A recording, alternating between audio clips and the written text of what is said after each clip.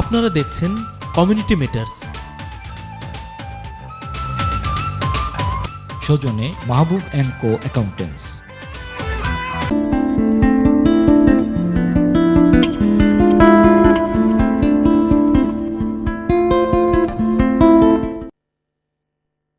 Back to Community Matters. This evening we are discussing the Fit for Sports project in Poplar and Limehouse, Tower Hamlets in London.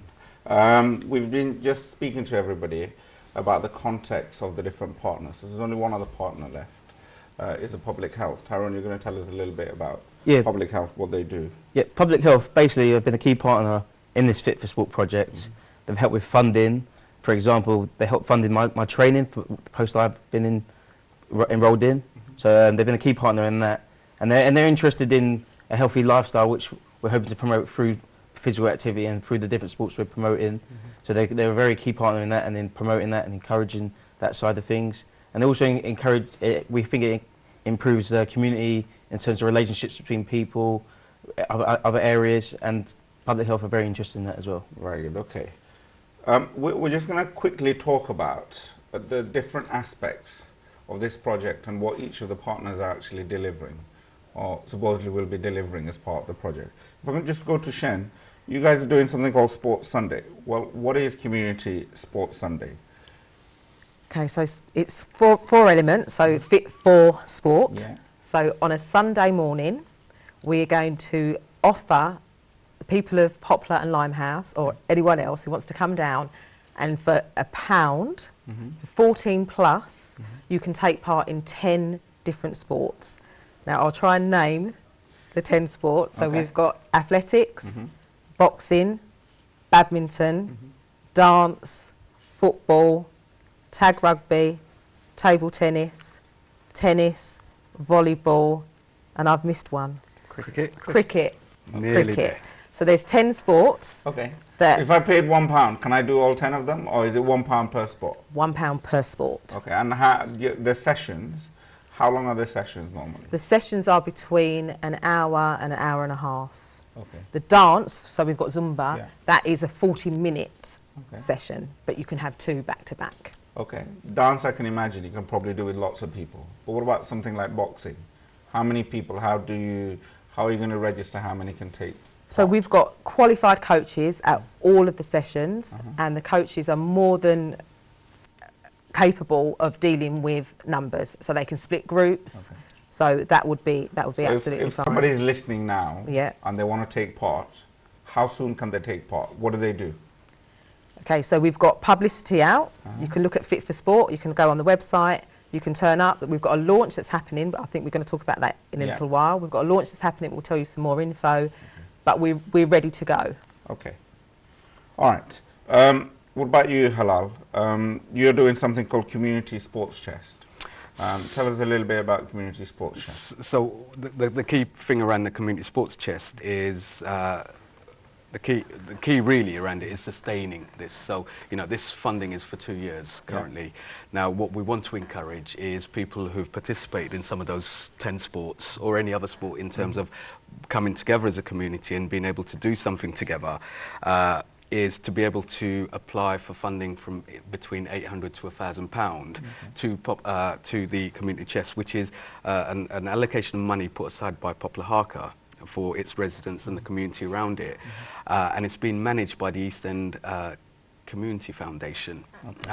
So they will administer it, and so what we would encourage people as part of the Fit for Sport programme is to come and join into one of those sports and try to build from that. So if you've got a group of people who are coming together to play badminton, for example, we'd encourage a group to become a badminton society. We'd encourage people to work with us to bid for some of that money to get help capacity building. What sort of help could they get? So if I was to, I don't know, I like playing badminton and a few of us are playing. Well, we'll have a game first, and if you're good enough, I'll give you the opportunity.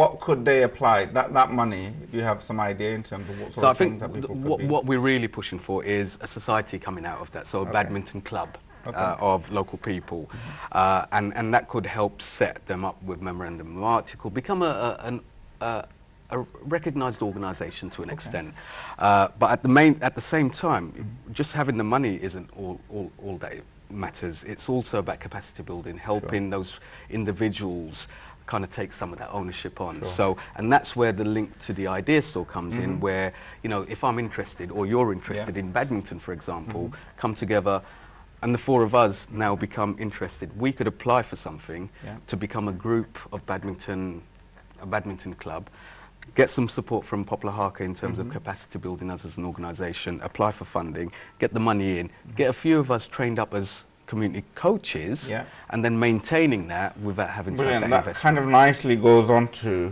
what I was going to ask Maz. You're doing something around accredited sports training.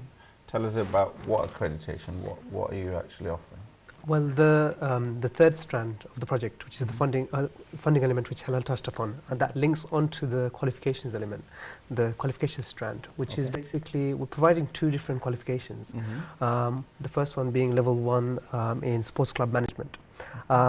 Sports clubs actually, as Halal rightly identified, is actually activators from the community that actually start or initiate a sports club or sports society, and then they take it forth, and it's a local initiative for local people.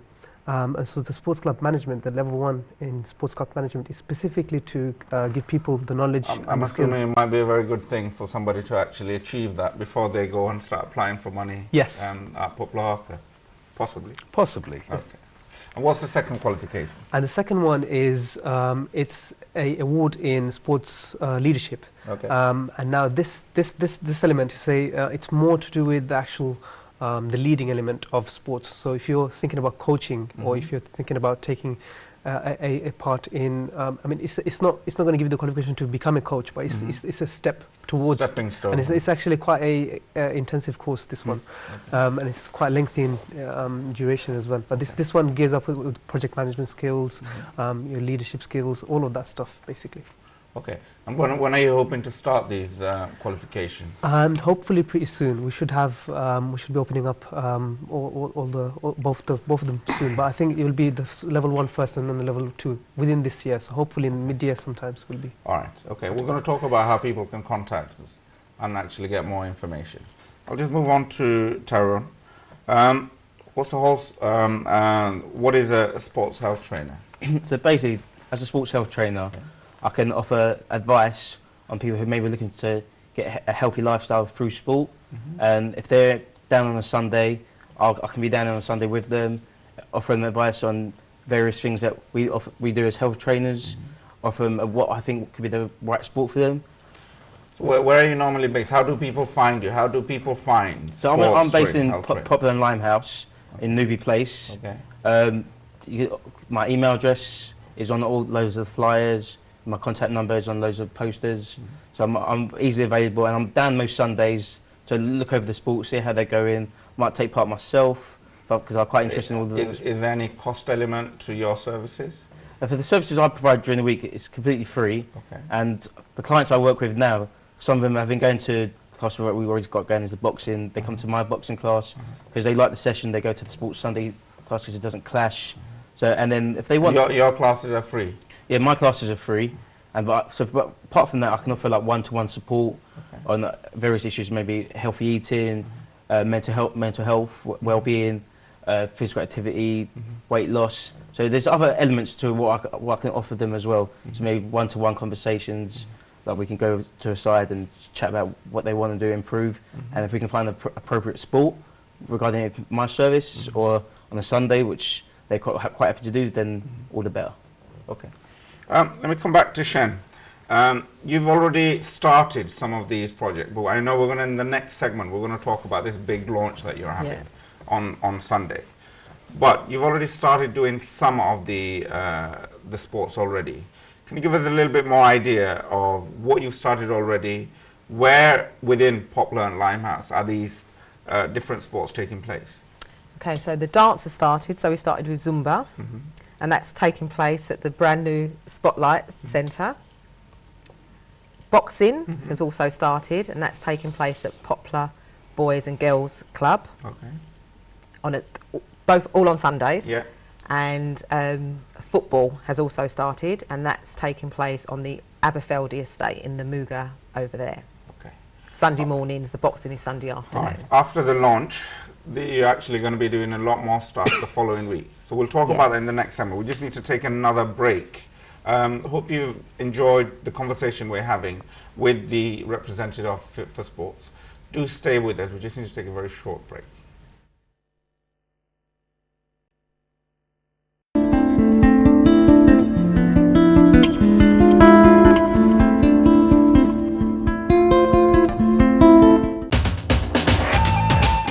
আপনারা দেখছেন community matters.